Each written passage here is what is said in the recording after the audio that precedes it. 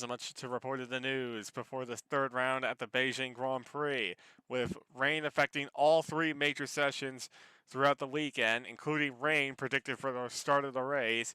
Not much, not much was on the minds of the teams aside from trying to perfect the perfect setup for the wet and dry of the weekend. Rossini, however, did find a fix for the engine failures that happened in Yokohama, which was down to faulty oil pumps, which ended up leaking oil all over the car and causing the engines to fail. But qualifying turned an interesting result in the wet dry shenanigans there, with the two Steimans taking the front row once again. However, on the second row would be Dieter Wexler and Zoe Sharp alongside. Surikov a good fifth, Vasquez in the Sakura a credible sixth, with the Jaguar and the Viking sitting on row 4, the two Hyundais taking up row 5. The fourth was 11, with North 12. The Graf backing up his teammate 13th with a down incredible 14th in the Firestone, followed by the BMW and the Torsi on the next row. Woodford had to back qualify alongside Gonzalez. Sarin was a frustrating 19th, having missed out on the better conditions in qualifying. And near the back were the two Asia Road Racing once again in 22nd and 24. The flyaway rounds weren't suiting their cars quite well so far this season, but they had major upgrades planned for once they returned to Europe to hopefully give the team some more pace. Regardless, the rain had hit in time for the start of the race, so everybody would be starting on the intermediate tires from race day, with many teams making last-minute adjustments to their setups for the rain. Beijing Grand Prix. The race began with a brilliant start from the second row for Zoe Sharp, getting a very solid start alongside her teammate Surikov into the first corner, where they managed to sandwich the Simon of Chapman, pushing him back down the order. With Wexler getting a flying start as well up into third, and then Sharp managing to brilliantly make her way up into the lead of the race before turn 3. A brilliant start for Sharp, leading the race, with Wexler dropping down to 4th as Chapman recovered from his poor turn 1. And Surikov dropped down to 5th, but became under pressure from a very feisty and fired up Javier Vasquez, running in 6th place. Further down the field, Sarin was making moves already up the field. The two Asia Road Racings lost ground alongside Maria Gonzalez, but everybody was cleanly away through the first lap. A surprise given the wet weather and the lack of testing on the new intermediate tires. It was quite with Sharp sitting the fastest lap as lap 1 finished. As the rest of the field kept going into turn 1 for the second lap, Surikov became under pressure from the Sakura of Vasquez for real this time, and managed to just hold off the Katana, whose engine power was telling on the straights, not allowing Javier to have a clean move against the Russian. However, Javier wouldn't give up, and in the middle sector, he managed to just pull a move off, sneaking ahead of the Panther driver, who in his frustration would try and come back, but failed to make the move, and then had to start looking behind at the two Hyundais directly behind him, of Oliveira in front and Lippin in behind.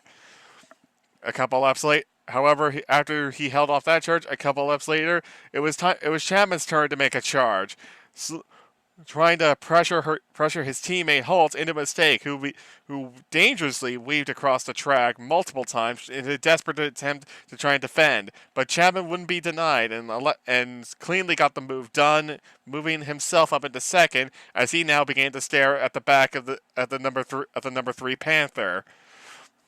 Further back, and only a second behind, Wexler also managed to make a move stick at the same time that Chapman made a brilliant move, sticking around the outside of the second to last corner before being able to get down the inside in the final corner to take the lead at the Beijing Grand Prix away from Sharp, as Wexler moved up into third ahead of Holt, and further And further back, Javier Vasquez came under pressure from an Oliveira, getting pushed back to 6th as Oliveira moved up into 5th, and Surikov was still struggling down in 7th, now under pressure from Aki Lipinen as Vasquez began to fight his former teammate Oliveira for P5, easily getting it in the hairpin in the middle sector, while Surikov almost lost the position to Lipiden in the same corner before just being able to hold off the Hyundai for the time being. With a fired up Schmidt and a recovering Sarin who was running up in 10th right behind him as well in the process. It was thrilling stuff from the intermediate tires and from the drivers as a whole. The drivers all keeping it clean and managing to hold on to their positions, except for Marin Gonzalez, who ran wide in turn 1 and lost positions to both of the Asia Road Racing cars who were running around at the back of the field for the time being. Their cars just simply not switching the intermediate tires on and not getting a grip of the circuit. As Sarin continued his meteoric rise, managing to get by Wolfgang Schmidt up into 9th place. Further back, though, there was another entertaining battle outside the points as Samuel Blanc started to have an epic duel with the two Dragos of De Graaf and Flores. The two Dragos were faster on the straights. However, Blanc and the Viking Heart had better grip and acceleration out of the corners and managed to make it quite an interesting battle as he kept dueling with Flores and De Graaf as the trio kept swapping positions, mostly off camera, but they kept swapping positions nonetheless. It was very thrilling. It was very thrilling stuff from the trio. As behind, Jenny North watched on, unable to match the speed of the other cars in front of her to make a serious challenge. Meanwhile, Sarin continued his meteoric rise, finally catching up to Javier Vasquez after passing both Surikov and the two Hyundais to move up into 6th place, and then began challenging Vasquez for 5th. Sarin's charge was meteoric, but could he keep up the pace and make a serious run at the podium at the front 5 runners as he easily passed Vasquez up into 5th place? It would be interesting to see if Sarin's rise could continue through the rest of the race, as the field began to notice the rain starting to close in. As Vasquez made a mistake on lap 15, trying to hold on against the two Hyundais, further back, moves were being made as the dry tires began to be prepared in the pit lane. With it emerged while Blanc continued his battle as well. Dry tires were getting prepared, but it would be interesting to see who would make the move first to try and switch onto those tires, as Blanc began to try and defend yet again from the flying Rick de Graaf and failing to do so. While that battle raged, more dry tires were being prepared in the pit lane, and teams were finally starting to get their pit equipment ready to go. The first, and surprisingly to everybody, Wexler and Nina Holtz would be the first ones to blink for dry tires at the end of the lap, with Wexler coming out just behind one of the Dragos and one of the Catorces. But the dry tires soon quickly proved to be the right call, as the duo easily got by the Catorce car and began to make up ground on the rest of the field. Who would be the next to blink would be very interesting indeed. Surprisingly, no one. The next cars to blink were the two Asia Road Racings and Samuel Blanc. All three drivers switching onto the dry tires as well at the 1/3 mark on lap 20. But there was a surprising lack of movement from the rest of the field. There was another rain shower predicted, but it was becoming apparent that it wasn't coming fast enough, as the dry tires easily were faster, as Wexler blew by title contender Sharp, moving up into 2nd place, and then very quickly caught the intermediate shod leader of Harry Chapman to take the lead of the race. Teammate further back, Esteban Ribeiro, also pitted for dry tires as well, but was way back behind the rest of the leaders and did it much later than everybody else. The two Asia Road Racing cars were making a brilliantly brilliant ground, though, as they were both up into 14th and 15th and continued to make a charge through the field. Same with Samuel Blanc, who was up into 11th by lap 23, having pitted at the end of lap 20, and Siri Lundqvist, who also pitted in the meantime and also gained ground. Finally, more pit stops occurred on lap 23 for some of the front runners. More dry tires were the order of the day as Sharp, Lipinen, Vasquez, and Olivier all pitted for dry tires, along with as well as Mezoir and Jeremy Woodford pitting near the back of the field. Surprisingly, all 24 cars were still running past the 1/3 mark. But on the same lap, at the end of lap 23, the same lap that Woodford and Mezoir pitted, the leaders swapped back to intermediate tires, with it becoming apparent as the rain came back down, foiling the attempts of the dry tire run for the time being. But it proved major dividends for some of the drivers. Lexer and Holtz were now running first and second. Sarian was running third. Surikov fourth. Chapman demoted down to fifth, although the two in front of him had yet to pit.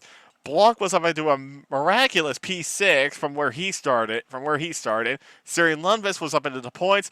Sharp down to a frustrating ninth.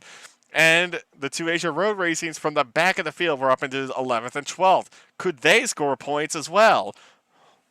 But the pace of the road racings began to fall off in the intermediates once again, as Sharp began battling fiercely in the midfield, trying to make up ground to get further back at the points.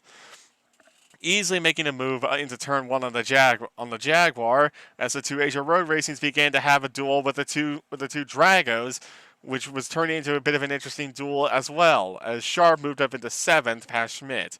Meanwhile, Blanc was up into 5th after the pit stops cycled out, and he was running 5th all by himself until the two Panthers finally managed to catch up to him and began to put him under pressure. But that was off screen. While that was off screen, the BMW Sauber was still running in the points in 10th of Siri Lundqvist, even putting Jenny North under pressure in the Catano for P9. A stunning performance for Lundqvist, who had been mostly irrelevant up until the rain went away. Could Lundqvist score points as well would be very interesting, as the field was past the halfway mark and still no one had retired and the rain wasn't showing any signs of abating.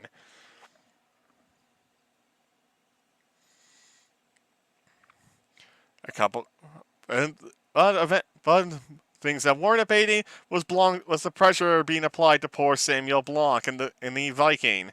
The Viking was a fairly decent car, but a poor tire wear meant that his intermediates were fading faster than the Panthers behind him, and the Panthers just simply had the better car.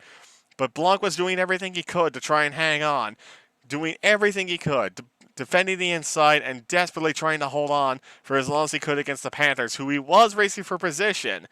However, despite Surikov dropping a place behind Wolfgang Schmidt again, Blanc couldn't hold on forever, and eventually surrendered first to Sharp at the end of Sector 1. Then, while trying to recover from that, got forced wide again this time by Surikov, and then after that, began to watch the two Panthers pull away while trying to hold off Wolfgang Schmidt, which was proving to be a difficult task, as that Jaguar had quite a bit of pace in it, surprisingly, as Schmidt was desperate to try and get more points as well, and also he had a bit of a beef with Panther, who previously refused to sign him many years earlier. But Blanc was still holding on to a decent points result for the time being. Further back again, back to the end of the points, was Siri Lundqvist. Now, this time, was trying to hold off a very fired up Ana Oliveira, who, after being ruined by the earlier pit stop cycle for dries and then intermediates, was now chasing down Lundqvist to try and steal the final point off of Lundqvist. Lundqvist, who was running 10th, was doing all she could, but the Sauber wasn't a great chassis and was wasn't a great chassis, but it did have a decent engine, which was giving Siri just enough to hold on for ninth. But eventually, it was going to come to an end as Olivier finally managed to muscle her way by up into P9, promoting Lundqvist down to 10th. As the rain finally began to dry, with the two road racing cars first being the first ones into the pits. This time around for dry tires. It will be interesting to see if the Asia Racing team had made the right call, because if they made the right call with both cars, as they pitted both of them on consecutive laps, it could be an inspired decision to put them in the points and take the weight of the points from chief rival BMW. However, the rain wasn't going away as quite fast enough for the road racing cars, and it proved to be so. As after both of them pitted, the next lap, the front runners, seeing that the pace of the dries was decent, finally began to make their move as well for the dry tires, with just over a quarter of the race to go. It was it wouldn't be Asia Road Racing's day, but they could at least get a good result regardless of the fact, which could be critical if they didn't score points. As Sharp would be the first of the front runners to dive in at the end of lap 45 to put on the dry tires, quickly followed by Aki Lipinen, who made a quick call into the pits, along with Lucia Flores and several others for the dry tires.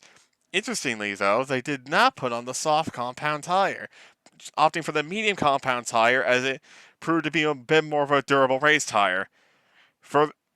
During the pit stop cycle, Rick DeGraff became the first retirement of the race, after such a great performance, battling with Blanc. He was outside the points, and then completely out of the race with a gearbox failure for the Drago. A disappointing result for Rick DeGraff once again. However, the pit stop cycle hadn't changed the fact that Siri Lundqvist was now ahead of Anna Oliveira once again. This time, though, it was a little bit different. It wasn't a battle for ninth. It was a battle to stay alive for the final points. But Lundqvist this time was having to try to defend even harder, as on dry tires, there were more overtaking opportunities, which was making her life a lot more difficult. Could she hold on to try and steal the final point? And if those two took each other out, the two Asia Road races were right behind, along with Lucia Flores, to take advantage if they made an error. Lundqvist was defending as hard as she could as the last wound down. She was desperate to try and hold on, trying to make sure that Olivier would not get a run into turn one. Unfortunately, it wasn't to last. While off screen, Lundqvist made a mistake. Made a mistake running a little bit wide into one of the corners and let Olivier through up into 10th with only 6 laps to go. Lundqvist wasn't giving up, but it was clear that the Hyundai had a little bit more pace in it, which was probably going to cost Siri Lundqvist a point. Until Samuel Blanc crashed out with only 5 laps to go.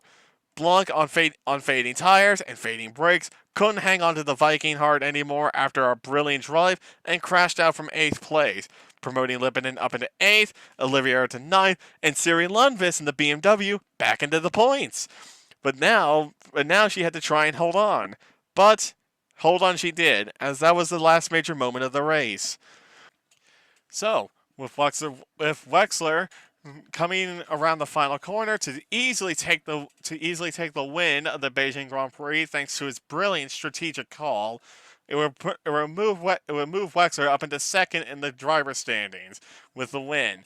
Holtz was still the championship leader, with Aki Lipinen moving down to third, Chapman gaining some spots up into fourth, and Jeremy Woodford crashing out on the final lap.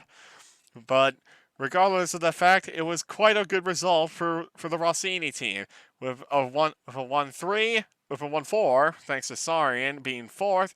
It was a decent result for them overall, helping them in the constructors.